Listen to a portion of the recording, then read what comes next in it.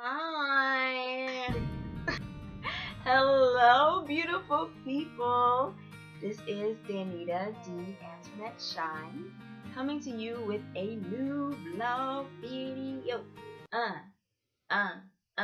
This pep dance for you. Cause we in a new. Anyways, welcome back. I know you didn't go anywhere. I did with my lack of videos, but that is in the past because in this new year I have a new resolve to be more consistent with my videos in doing 2 a month starting with this week. And I do also want to encourage you in this new year to take this new year as a reminder of the new beginnings you have each and every day, to try your best to pursue purpose, to do things on purpose, and to just enjoy life, man. So that is my wish and hope for you. But as I said, starting off the new year with a new vlog, and today's topic is when to let go. So, some of my previous viewers may remember an old video that I did entitled 5 Tips to Let Him Go or to Get Over a Guy. Actually, I think that was switched, but you know what I mean. And in that video, I discussed ways to get over a guy, the how to get over a guy. Here today, we will talk about when. Okay? 2 different things, 2 different strategies. So today I will be sharing 4 things to look for or to do to help with determining when it may be necessary to get over a guy. So let's get into it, shall we? I don't know what this is about, but let it go. And if you haven't seen it yet, it's not too late.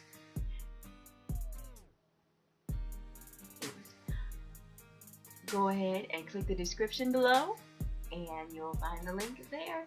Go ahead, click it, double click it. I double did.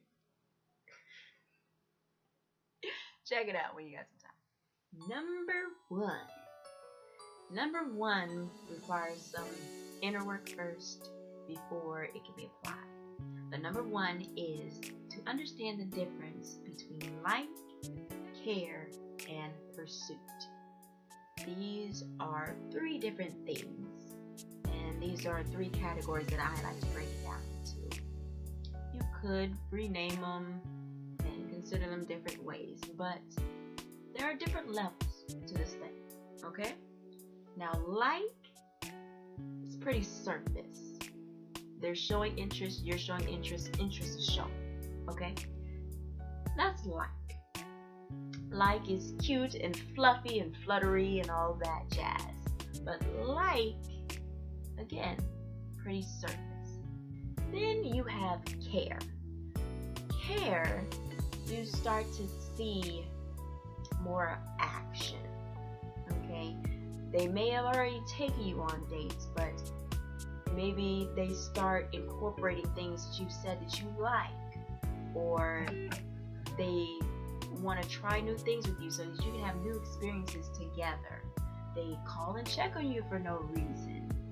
These are things to show that they are considering you, that you are on their mind, that you are of pretty good interest to them. That for me is care. Then there is pursuit. Now, pursuit is on a total level of its own. Now, like and care, they kind of intermingle a little bit at times, but pursuit is intentional. Pursuit is clear. When a man is pursuing you, it is blatantly clear that he wants you. He is looking for you to be his lady, and he is putting in the work to make it happen, okay? Now, it should be noted that in order for him to be able to put in the work, you have to make the work known. In other words, you have to make it clear what your standards are, what you require, what you need. Make those things clear and allow him to show that he's willing to do those things for you. And in doing those things, he is pursuing. Okay? Now notice between the levels, the greatest thing to notice is action. The different levels have different levels of action to them. And those are the things that you definitely want to look for. My dad and one of my best friends, I call him my brother, always tell me, listen to a man's actions. Don't listen to his words. Listen to his actions. So I like to say that I'll hear your words, but I listen to your actions. Pretty words can get you caught up sometimes. I know, I feel you. We hear. But you can't let him. You have to listen to his actions. Okay? In fact, I want you to think of pretty words as MSG. Okay?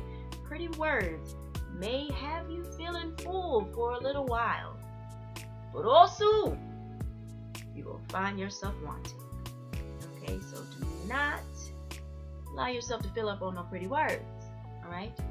Actions. Number 1. Number 2. Now this one goes pretty hand in hand with number 1. And it is make sure that his words are lining up with his actions. Now don't get me wrong. I don't hate words, okay? In fact, I love pretty word or two here and there, alright? I do. I like pretty words. We all like pretty words. They sound pretty, okay? But we can't just get caught up into them, okay? Well, every now and then we can enjoy them.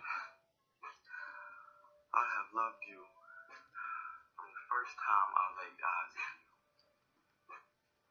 And I love you still. You're my air. But don't just get caught up, okay? Remember, MSG. Alright, we need words with actions. Think cupcakes with steak. And maybe not together, but you know what I mean, okay? You gotta have your balance there, right? Words, actions together, alright? Making sense, not contradicting each other.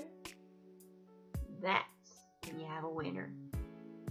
When they are contradicting, that's when you may need to consider. Number 3, consistency. Now, men tend to be creatures of habit. So if you notice him shifting his actions with you or becoming less consistent in the things that he does, or if he's not showing any consistency at all, those are things to be mindful of and watch for. Now granted, life happens and different people handle things differently. A good friend of mine recently told me sometimes we think men need to let us in, let us help, when they may feel that they just need space. And that may not necessarily have to do with you. But that is still something for you to consider if you are ready and willing and wanting to wait. But either way, consistency, something to look for. Consistency is something that we need. Consistency helps to grow relationships. So it's something that is needed in a relationship, and it's something that I would encourage you to put as one of your needs as you're sharing with the guy who is pursuing you, as we talked about number 1. See that application there? So, for consistency, I would encourage you to take some time and think back and see where that level of consistency is with him, and be mindful of and consider different factors in life that could affect that consistency. And as you do that, I would encourage you to be real with yourself and determine if you can deal with this level of consistency, or if this could be a sign that you may need to let go. Number 3. Number 4. It's quite simple, yet it's quite hard at times, but it can be very helpful. And number 4 is to heed your intuition. As women, we are blessed with very strong intuition. Yet, for some reason in relationships, we don't like to listen to it. But we so should, because it's for a reason. If you feel uneasy about a situation, or if certain things aren't lining up and you're feeling a lot of confusion and uneasiness and you can't seem to find your peace, those are big, glaring, neon light shining signs there. That's something to look into, or something you just need to let go. And I know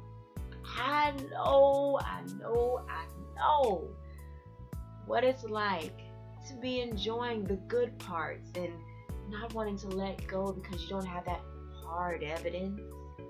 But I can promise you from experience that if and when that situation does finally crumble, it hurts that much more to have to say to yourself, I knew it. Okay, so when that intuition is telling you, that gut feeling starts churning, listen to it, heed it, pray about it, and determine if it may be a good thing to let go. Number 4. So those are the 4 things. Number 1, understand the difference between like, care, and pursuit. Number 2, make sure that his words are lining up with his actions. Do not fall for the MSG. Number 3, examine the level of consistency. And number 4, heed your intuition. Now, I know that letting go can be hard.